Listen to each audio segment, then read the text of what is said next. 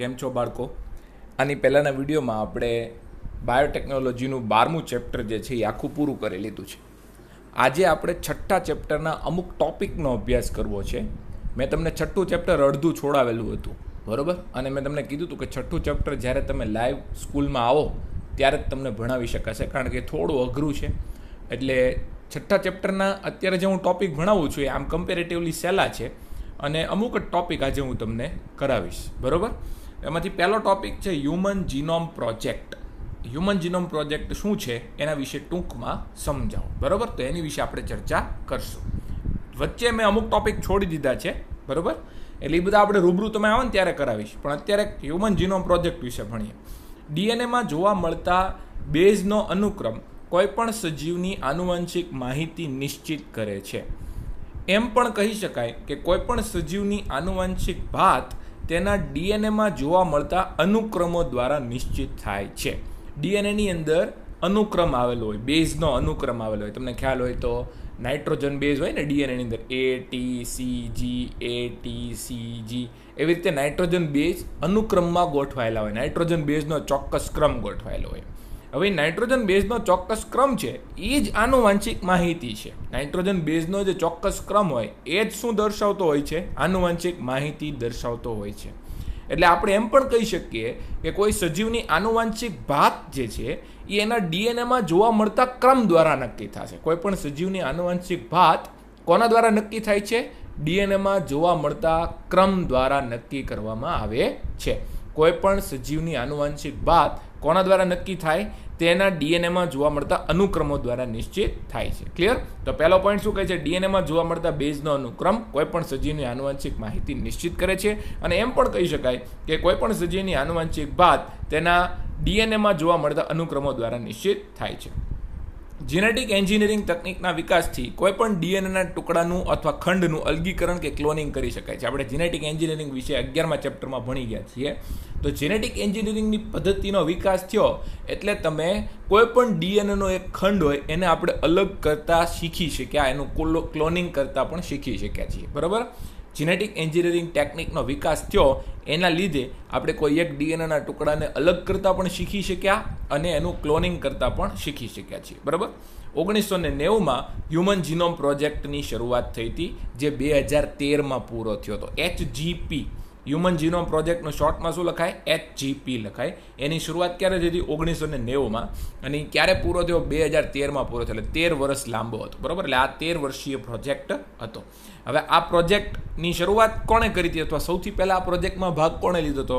US department of energy અને national institute of health દ્વારા આ પ્રોજેક્ટનું સહસંચાલન કરવામાં આવ્યું હતું. આ પ્રોજેક્ટની શરૂઆત કોણે કરી હતી? US ડિપાર્ટમેન્ટ ઓફ એનર્જી અને નેશનલ ઇન્સ્ટિટ્યૂટ ઓફ હેલ્થ દ્વારા આ પ્રોજેક્ટનું સહસંચાલન કરવામાં આવ્યું હતું. પછી એની અંદર પાછળથી ભાગીદાર કોણ બન્યું હતું? પાછળથી આ પ્રોજેક્ટની અંદર the welcome trust United Kingdom, એટલે કે બ્રિટન, ઇંગ્લેન્ડ છે ને, ઇંગ્લેન્ડનું અથવા યુનાઇટેડ કિંગડમનું ધ વેલકમ ટ્રસ્ટ એમાં મુખ્ય ભાગીદાર બન્યું હતું. એટલે મેઇન જો સૌથી પહેલાં મેઇન કોણ હતું? US ડિપાર્ટમેન્ટ ઓફ એનર્જી અને નેશનલ ઇન્સ્ટિટ્યૂટ ઓફ હેલ્થ. એ બેએ શરૂઆત કરી. પછી એમાં પાછળથી ભાગીદાર કોણ બન્યું? ભાગીદાર બન્યું the welcome trust of UK, બરાબર? યુકેનું વેલકમ ટ્રસ્ટ એમાં ભાગીદાર બન્યું હતું. અને જાપાન, જર્મની, ચીન, ફ્રાન્સ જેવા દેશોએ આ પ્રોજેક્ટના શરૂઆતના વર્ષોમાં મહત્વનું યોગદાન આપ્યું હતું. એટલે આ પ્રોજેક્ટની જ્યારે શરૂઆત થઈ ત્યારે જાપાન, જર્મની, ચીન, ફ્રાન્સ જેવા દેશોએ પ્રોજેક્ટના શરૂઆતના વર્ષોમાં મદદ કરી હતી. ક્લિયર છે? એટલે US ડિપાર્ટમેન્ટ ઓફ એનર્જી અને નેશનલ ઇન્સ્ટિટ્યૂટ ઓફ હેલ્થ દ્વારા આ પ્રોજેક્ટનું સહસંચાલન કરવામાં આવ્યું હતું. ધ વેલકમ ટ્રસ્ટ એનું મુખ્ય ભાગીદાર બન્યું હતું. અને જાપાન, જર્મની, ચીન, ફ્રાન્સ જેવા દેશોએ પ્રોજેક્ટના શરૂઆતના વર્ષોમાં મહત્વનું યોગદાન આપ્યું હતું. હવે આ પ્રોજેક્ટનો હેતુ શું હતો? આ પ્રોજેક્ટ આપણને પ્રશ્ન જે છે ને, હ્યુમન પ્રોજેક્ટ શું છે અને એનો હેતુ શું છે? તો હ્યુમન જીનોમ પ્રોજેક્ટનો મુખ્ય ઉદ્દેશ મનુષ્યના જીનોમના સંપૂર્ણ ડીએનએના ક્રમની ઓળખ કરવાનો હતો. આપણા કોષો હોય ને, આપણા કોષોની અંદર જે આખું ડીએનએ છે એને જીનોમ કહેવાય. આપણા કોષોમાં રહેલું સમગ્ર ડીએનએને શું કહેવાય? જીનોમ. તો માનવના કોષોમાં રહેલા જીનોમ એમાં નાઇટ્રોજન બેઝ, આખા ડીએનએમાં જે નાઇટ્રોજન બેઝનો ક્રમ હોય ને એ ક્રમ ઓળખવાનો હેતુ હતો, બરાબર? માનવ જીનોમના અંદર રહેલા નાઇટ્રોજન બેઝના સમગ્ર ડીએનએના નાઇટ્રોજન બેઝનો ક્રમ ઓળખવાનો હેતુ હતો. બરાબર. આનો મુખ્ય ઉદ્દેશ મનુષ્યના જીનોમમાં સંપૂર્ણ ડીએનએ ક્રમની ઓળખ કરવાનો હતો. એટલે આખા કોષની અંદર જે ડીએનએ રહેલું હોય એ ડીએનએના નાઇટ્રોજન બેઝનો ક્રમ હોય ને એ ઓળખવાનો એનો હેતુ હતો. બરાબર. તો આનો મુખ્ય ઉદ્દેશ મનુષ્યના જીનોમમાં સંપૂર્ણ ડીએનએ ક્રમની ઓળખ કરવાનો હતો.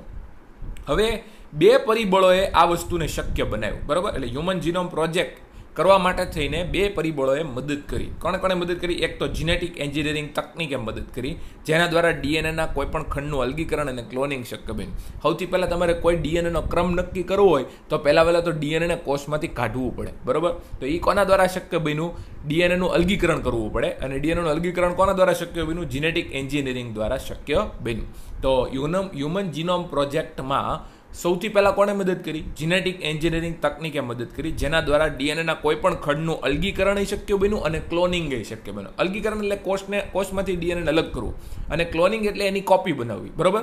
તો જીનેટિક એન્જિનિયરિંગ ટેકનિક દ્વારા ડીએનએના ખંડનું અલગીકરણ થયું અને એનું ક્લોનિંગ થઈ શક્યું. એટલા માટે હ્યુમન જીનોમ પ્રોજેક્ટની શરૂઆત થઈ શકી. જો જીનેટિક એન્જિનિયરિંગ ટેકનિક ન હોત તો હ્યુમન જીનોમ પ્રોજેક્ટ થઈ શક્યો ન હોત. બરાબર. ચાલો, પછી અનુક્રમને નિશ્ચિત કરવા માટેની સરળ અને ઝડપી પદ્ધતિનો વિકાસ. પછી છે ને નાઇટ્રોજન બેઝના ક્રમ નક્કી કરવા માટે થઈને નવા સાધનો બનાવવામાં આવ્યા. નાઇટ્રોજન બેઝનો ક્રમ નક્કી કરવા માટે થઈને નવા સાધનો બનાવવામાં આવ્યા. એને સરળ અને ઝડપી પદ્ધતિ કહેવાય. નવા જે સાધનો બનાવ્યા એનો મતલબ એમ કે આપણે સરળ અને ઝડપી પદ્ધતિનો વિકાસ કર્યો. ક્લિયર છે? એટલે નાઇટ્રોજન બેઝનો ક્રમ નક્કી કરવા માટેની સરળ અને ઝડપી પદ્ધતિનો વિકાસ થયો. એટલા માટે હ્યુમન જીનોમ પ્રોજેક્ટ શક્ય બન્યો. જો આ 2 વસ્તુ ન હોત તો હ્યુમન જીનોમ પ્રોજેક્ટ શક્ય બનત નહીં. બરાબર. તો હ્યુમન જીનોમ પ્રોજેક્ટને કોણે શક્ય બનાવ્યો? જીનેટિક એન્જિનિયરિંગે શક્ય બનાવ્યો, જેના દ્વારા ડીએનએના કોઈ ખંડનું અલગીકરણ અને ક્લોનિંગ શક્ય બન્યું. અને નિશ્ચિત ક્રમ નક્કી કરવા માટે થઈને ઝડપી અને સરળ પદ્ધતિનો વિકાસ થયો. એટલે કે સાધનનો વિકાસ થયો, જેણે નાઇટ્રોજન બેઝનો ક્રમ નક્કી કરવામાં મદદ કરી. ક્લિયર છે? હાલો, તો હ્યુમન જીનોમ પ્રોજેક્ટનો મુખ્ય હેતુ હતો માનવ જીનોમના સંપૂર્ણ ડીએનએના અંદર રહેલા નાઇટ્રોજન બેઝનો ક્રમ નક્કી કરવો. હ્યુમન જીનોમ પ્રોજેક્ટનો મુખ્ય હેતુ શું હતો? માનવ જીનોમના સંપૂર્ણ ડીએનએના ક્રમની ઓળખ કરવાનો એનો હેતુ હતો.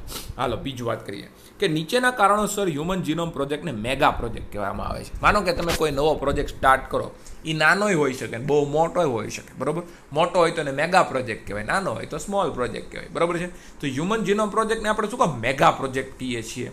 નીચેના કારણોને લીધે આપણે એને મેગા પ્રોજેક્ટ કહીએ છીએ. બરાબર. એમાં કેટલા કારણો તમને આપ્યા છે? જો 3 કારણો તમને સમજાવેલા છે કે માનવ જીનોમ પ્રોજેક્ટને શું કામ મેગા પ્રોજેક્ટ કહેવાય, બહુ મોટો પ્રોજેક્ટ શું કામ કહેવામાં આવે છે? એની પાછળ 3 કારણો છે. પહેલું, મનુષ્યના જીનોમમાં લગભગ 3 × 10⁻⁹ બેઝ પેર એટલે કે બેઝ જોડ જોવા મળે છે. એ તો આપણે શરૂઆતમાં જ ભણ્યા હતા કે માનવ જીનોમમાં કેટલી બેઝ જોડ હોય? 3 × 10⁹ બેઝ જોડ જોવા મળે છે. જો અનુક્રમ જાણવા માટે બેઝ જોડ દીઠ $3 ખર્ચો થાય, એટલે જો ટોટલ બેઝ પેર કેટલી છે? 3 × 10⁹. એમાંથી એક બેઝ પેરનો ક્રમ જાણવા માટે થઈને જો $3 ખર્ચો થાય, તો બધી બેઝ પેરનો જાણકારી મેળવવા માટે થઈને કેટલો ખર્ચ થવાની શક્યતા હતી? $9 મિલિયન ખર્ચો થવાની શક્યતા હતી. કેટલો ખર્ચો થવાની શક્યતા હતી? $9 મિલિયન. તમે વિચાર કરો, તમે કોઈ પ્રોજેક્ટ સ્ટાર્ટ કરો, $9 મિલિયન રૂપિયાની જરૂર પડતી હોય તો એને મોટો તે રોકાણ કહેવાય ને, મોટો પ્રોજેક્ટ કહેવાય ને. બરોબર. તો હ્યુમન જીનોમ પ્રોજેક્ટને શું કામ મેગા પ્રોજેક્ટ કહેવાય છે? કારણ કે માનવ જીનોમમાં 3 × 10⁹ બેઝ પેર જોવા મળે છે. જો એક બેઝ પેરનો ક્રમ નક્કી કરવા માટે થઈને $3 ખર્ચો થતો હોય, તો બધી બેઝ પેરનો ક્રમ નક્કી કરવા માટે થઈને $9 મિલિયન ખર્ચો થાય. અને એટલા માટે આટલા બધા રૂપિયાની જરૂર પડતી હોવાથી એને મેગા પ્રોજેક્ટ કહેવામાં આવે છે. પછી બીજું, પ્રાપ્ત અનુક્રમોને ટાઈપ કરીને અક્ષરોની જેમ પુસ્તકોમાં સંગ્રહ કરવામાં આવે. એટલે તમે જે ક્રમ નક્કી કરી નાખ્યો હોય એને તમારે પછી પુસ્તકમાં ટાઈપ કરીને લખવો પડે ને. તમે જે ક્રમ નક્કી કરો નાઇટ્રોજન બેઝ પેરનો આવો ક્રમ છે ભાઈ, ATCG, એ બધું તમારે બુકની અંદર લખતા જવાનું. બરાબર. હવે એક બુકમાં એક પેજ હોય, એ પેજમાં તમે માનો કે 1000 અક્ષર લખો, અને તો એ 1000 અક્ષરવાળા પાછા 1000 પાનાવાળું પુસ્તક હોય, તો ટોટલ 3300 બુકની જરૂર પડે માનવ જીનોમમાં રહેલી બેઝ પેર લખવા માટે થઈને. બરાબર કે ભાઈ બધી બેઝ પેરને તમારે લખવી હોય, તો જો એક પુસ્તક તમે લ્યો ને એ પુસ્તકના એક પાના ઉપર તમે માનો કે 1000 અક્ષર લખો, અને એવા 1000 પાનાવાળી બુક હોય, તો ટોટલ કેટલી બુકની જરૂર પડે? 3300 પુસ્તકની જરૂર પડે માનવ જીનોમનો ક્રમ લખવા માટે થઈને. બરાબર.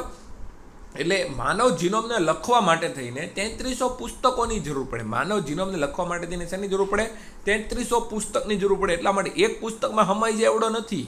માનવ જીનોમનો જે ક્રમ છે એ એક પુસ્તકમાં સમાઈ જાય એવડો નથી. 3300 પુસ્તકોની જરૂર પડે એને લખવા માટે થઈને. ખ્યાલ આવ્યો? એ દરેક પુસ્તકમાં પાછા 1000 પાના હોય ને 1000 પાનામાં દરેક પેજ ઉપર પાછા 1000 અક્ષર લખ્યા હોય ત્યારે એની અંદર એ હમાડેલું હોય. ખ્યાલ આવે છે? એટલે મેગા પ્રોજેક્ટ શું કામ છે? મેગા પ્રોજેક્ટ એટલા માટે છે કારણ કે માનવ જીનોમને લખવા માટે થઈને કેટલી જરૂર પડે? 3300 પુસ્તકની જરૂર પડે ને દરેક પુસ્તકમાં પાછા 1000 પાના હોય ને 1000 પાનામાં દરેક પેજ ઉપર પાછા 1000 અક્ષર લખેલા હોય. ખ્યાલ આવ્યો? હાલો, તો પ્રાપ્ત અનુક્રમોને ટાઈપ કરીને અક્ષરોની જેમ પુસ્તકોમાં સંગ્રહ કરવામાં આવે અને પ્રત્યેક પેજમાં 1000 અક્ષર હોય તે પ્રકારે 1000 પેજવાળું પુસ્તક હોય તો માનવ કોષની ડીએનએની માહિતીને ભેગી કરવા માટે થઈને 3300 પુસ્તકની જરૂર પડે. એટલા માટે એ મેગા પ્રોજેક્ટ છે. હાલો, આ પ્રકારે મોટી સંખ્યામાં આંકડાઓની પ્રાપ્તિ માટે ઝડપી સંગણક સાધનોની જરૂર પડશે. ઝડપી સંગણક સાધનો એટલે કે કેલ્ક્યુલેટર જેવા સાધનો જે કોમ્પ્યુટરની જેમ કામ કરતા અથવા કેલ્ક્યુલેટરની જેમ કામ કરતા હોય. એટલે આટલા બધા આંકડાઓ મળતા હોય ને તમને, તો આટલા બધા આંકડાઓને ઝડપથી તમારે પ્રાપ્ત કરવા હોય. પહેલાં તો તમારે સ્ટોર કરવા પડે અને સ્ટોર કરીને પાછા એને પ્રાપ્ત કરવા પડે. તો ઝડપથી પ્રાપ્તિ કરવા માટે થઈને ઝડપી સંગણક સાધનો એટલે કે ઊંચી કેલ્ક્યુલેટિવ ગણતરી ધરાવતા સાધનોની જરૂર પડે, જેનાથી આંકડાઓનો સંગ્રહ અને વિશ્લેષણ અને પુનઃ ઉપયોગમાં સહાયતા મળે. આજે કોમ્પ્યુટર જેવા સાધનો જે તમે વિકસાવશો કે જેને ઝડપી સંગણક સાધન કહેવાય છે, એ ઝડપી સંગણક સાધન શું કરશે? આંકડાઓનો સંગ્રહ કરશે, આંકડાઓનું વિશ્લેષણ કરશે અને આપણને આંકડાઓનો પુનઃ ઉપયોગ કરવામાં પણ મદદ કરતા હશે. બરાબર? તો આ પ્રકારે મોટી સંખ્યામાં પ્રાપ્ત થતા આંકડાઓની પ્રાપ્તિ માટે ઝડપી સંગણક સાધનોની જરૂર પડવાની હતી અને આ જે ઝડપી સંગણક સાધનો આપણને આંકડાઓનો સંગ્રહ, આંકડાઓનું વિશ્લેષણ અને એનો પુનઃ ઉપયોગ કરવામાં સહાયતા કરવાના હતા. એટલે ટૂંકમાં હ્યુમન જીનોમ પ્રોજેક્ટ બનાવતા તમારે એવા કોમ્પ્યુટરે બનાવવાના હતા જે આટલા બધા આંકડાઓનું ઝડપથી સંગ્રહ કરી શકે, ઝડપથી એનો એનાલિસિસ કરી શકે, એટલે વિશ્લેષણ કરી શકે અને ઝડપથી આપણને પુનઃ ઉપયોગ કરવામાં પણ મદદ કરે. એટલે આપણે હારે કોમ્પ્યુટરે વિકસાવવાના હતા. એને લગતા આપણે શું વિકસાવવાના હતા? કોમ્પ્યુટરે વિકસાવવાના હતા. તો આ 3 કારણોને લીધે હ્યુમન જીનોમ પ્રોજેક્ટને મેગા પ્રોજેક્ટ કહેવામાં આવે છે. આ 3 કારણોને લીધે હ્યુમન જીનોમ પ્રોજેક્ટને મેગા પ્રોજેક્ટ કહેવામાં આવે છે. અને હ્યુમન જીનોમ પ્રોજેક્ટ દ્વારા જીવવિજ્ઞાનમાં એક નવા ક્ષેત્રનો ઝડપથી વિસ્તાર સંભવ બની શક્યો. એટલે કે જીવવિજ્ઞાનમાં આખી એક નવી બ્રાન્ચ ખુલ્લી, નવા જીવવિજ્ઞાનના ક્ષેત્રે ઝડપથી નવો વિસ્તાર સંભવ બન્યો. એનો અર્થ શું થાય કે આખી નવી બ્રાન્ચ ખુલ્લી, નવી આખી એક શાખાનો વિકાસ થયો. એ શાખાને બાયો ઇન્ફોર્મેટિક્સ કહેવાય છે. હ્યુમન જીનોમ પ્રોજેક્ટ આવ્યો એના લીધે થઈને જીવવિજ્ઞાનમાં કઈ નવી શાખાનો વિકાસ થયો? બાયો ઇન્ફોર્મેટિક્સ નામની નવી શાખાનો વિકાસ થયો. હ્યુમન જીનોમ પ્રોજેક્ટ આવવાને લીધે થઈને જીવવિજ્ઞાનમાં કઈ નવી શાખાનો વિકાસ થયો? બાયો ઇન્ફોર્મેટિક્સ નામની નવી શાખાનો વિકાસ થયો. ક્લિયર છે? એટલે આ થઈ ગયું હ્યુમન જીનોમ પ્રોજેક્ટ શું છે, ટૂંકમાં એની માહિતી આપો. હવે નેક્સ્ટ વાત કરીએ, હ્યુમન જીનોમ પ્રોજેક્ટના લક્ષ્યાંકો જણાવો, એના ગોલ્સ જણાવો. બરાબર? હ્યુમન જીનોમ પ્રોજેક્ટના ગોલ્સ શું હતા? આ છે ને હ્યુમન જીનોમ પ્રોજેક્ટ વિશે માહિતી આપો તો એ તમને 3 માર્કમાં પૂછાઈ શકે. બરોબર? પ્રશ્ન અને નીચે એનો આન્સર છે. પછી હ્યુમન જીનોમ પ્રોજેક્ટના લક્ષ્યાંકો વિશે માહિતી આપો, આ પણ તમને 3 માર્કમાં પૂછાઈ શકે કે એના લક્ષ્યાંકો શું હતા. તો હ્યુમન જીનોમ પ્રોજેક્ટના મહત્વના લક્ષ્યાંક નીચે પ્રમાણે હતા. માનવ ડીએનએના લગભગ 20,000 થી 25,000 બધા જ જનીનોની ઓળખ કરવી. સૌથી પહેલું એનું લક્ષ્યાંક હતું, સૌથી પહેલું એનું લક્ષ્ય હતું માનવ જીનોમના 20,000 થી 25,000 જનીનની ઓળખ કરવી ને એનું પહેલું લક્ષ્યાંક હતું. હ્યુમન જીનોમ પ્રોજેક્ટનું પહેલું લક્ષ્યાંક શું હતું?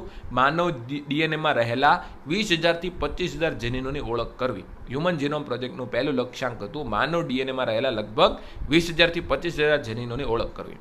હ્યુમન જીનોમ બનાવતી 3 બિલિયન રાસાયણિક બેઝ જોડનો ક્રમ નક્કી કરવો, એનું બીજું લક્ષ્યાંક હતું.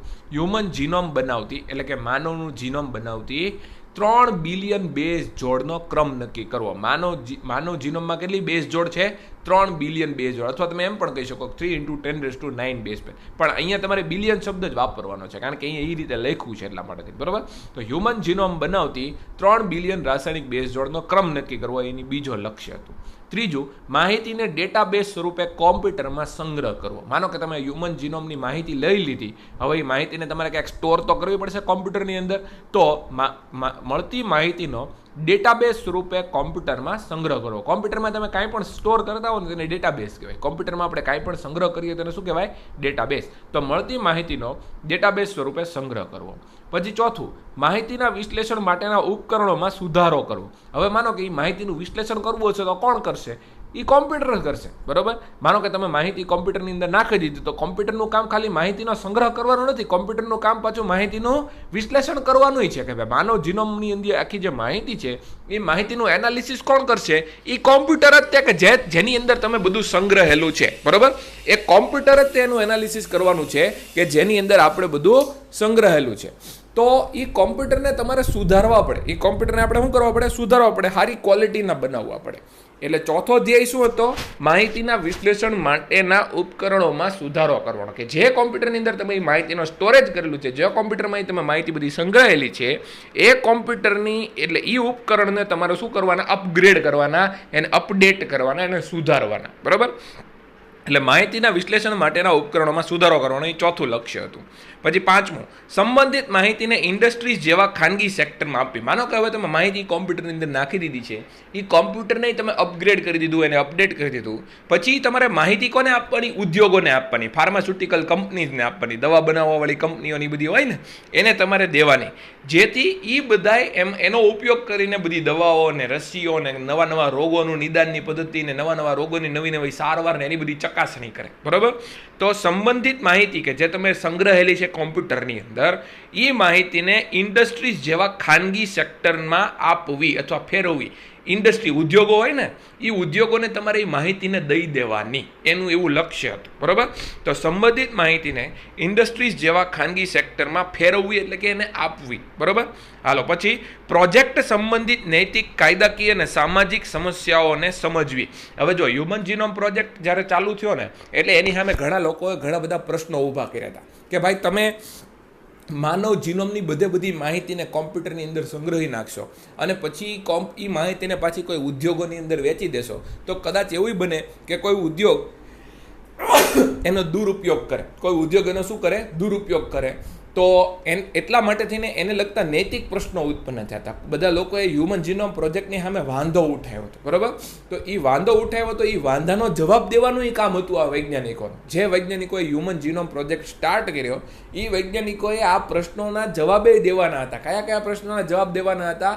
નૈતિક, સામાજિક, કાયદાકીય, બરોબર, આવા બધા પ્રશ્નોના જવાબ એમને દેવાના હતા. એટલે જે વૈજ્ઞાનિકોએ હ્યુમન જીનોમ પ્રોજેક્ટ ચાલુ કર્યો એણે માનવ જીનોમનો ક્રમ તો નક્કી કરવાનો જ હતો, સાથે સાથે એમણે પ્રોજેક્ટને લગતા નૈતિક પ્રશ્નો હોય, કાયદાકીય પ્રશ્નો હોય અને સામાજિક પ્રશ્નો હોય ને એ બધાને પાછું સોલ્વ કરવાનું હતું. ખ્યાલ આવે છે? એટલે આપણે કેમ અત્યારે ભણતા હોઈએ તો ભણતા આપણને જે લાઈફના બીજા બધા પ્રોબ્લેમ આવતો હોય ને આપણે કેમ સોલ્વ કરવા પડે, એમ ઓલા વૈજ્ઞાનિકોએ તે હ્યુમન જીનોમ પ્રોજેક્ટમાં નાઇટ્રોજન બેઝ પેરનો ક્રમ નક્કી કરતા પ્રોજેક્ટને લગતા કાયદાકીય, નૈતિક અને સામાજિક સમસ્યાઓને તે સમજવી અથવા એને સોલ્વ કરવી, એ પણ એમનું ધ્યેય હતું, બરાબર. એ પણ એમનું લક્ષ્યાંક હતું. તો આ છે માનવ જીનોમ, હ્યુમન જીનોમ પ્રોજેક્ટના 5 લક્ષ્યાંકો, બરાબર. 20 થી 25,000 બધા જ જનીનોની ઓળખ કરવી, માનવ જીનોમ બનાવતી 3 બિલિયન રાસાયણિક બેઝ જોડનો ક્રમ નક્કી કરવો, માહિતીનો ડેટાબેઝ સ્વરૂપે સંગ્રહ કરવો, માહિતીના વિશ્લેષણ માટેના ઉપકરણોમાં સુધારો કરવો, સંબંધિત માહિતીને ઉદ્યોગોને આપવી અને પ્રોજેક્ટને લગતા નૈતિક, કાયદાકીય અને સામાજિક સમસ્યાઓ એટલે કે ELSI, અંગ્રેજીમાં એને એથિકલ, લીગલ અને સોશિયલ ઇસ્યુ કહેવાય. ELSI ઇસ્યુ આવી તમને પૂછાઈ શકે, બરાબર. કે છેલ્લો હેતુ શું હતો? તો કે ELSI ઇસ્યુને સોલ્વ કરવા. ELSI ઇસ્યુઝ એટલે શું? તો કે એથિકલ, લીગલ અને સોશિયલ ઇસ્યુઝને સોલ્વ કરવા. એ પણ હ્યુમન જીનોમ પ્રોજેક્ટનું લક્ષ્યાંક હતું, બરાબર. હાલો, છેલ્લા 3 પોઈન્ટ શું કહે છે? વ્યક્તિઓમાં જોવા મળતી ડીએનએની ભિન્નતા વિશે મળતી માહિતીથી માનવમાં જોવા મળતી અનિયમિતતાઓની ઓળખ, સારવાર અને અમુક હદ સુધી એને અટકાવવામાં મદદ મળશે. એટલે આ માનવ જીનોમ તમે બનાવશો, હ્યુમન જીનોમ પ્રોજેક્ટ આપણે કર્યો, એના લીધે આપણને શું ફાયદો થયો? તો કે એના લીધે એના લીધે ખબર પડશે કે ડીએનએમાં ભિન્નતા હોય છે. જુદા જુદા સજીવોના ડીએનએમાં શું હોય છે? ભિન્નતા હોય છે, બરાબર. એટલે એનાથી તમને એવી ખબર પડશે કે જુદા જુદા સજીવોના ડીએનએમાં ભિન્નતા હોય છે, એટલે કઈ કઈ રીતે બીમારી આપણને ઉત્પન્ન થાય છે, કઈ કઈ રીતે આપણા શરીરમાં અનિયમિતતાઓ ઉત્પન્ન થાય છે, એ અનિયમિતતાઓની સારવાર કઈ રીતે થઈ શકે છે અને એ અનિયમિતતાને તમે કેવી રીતે અટકાવી શકશો એની પણ તમને માહિતી મળે.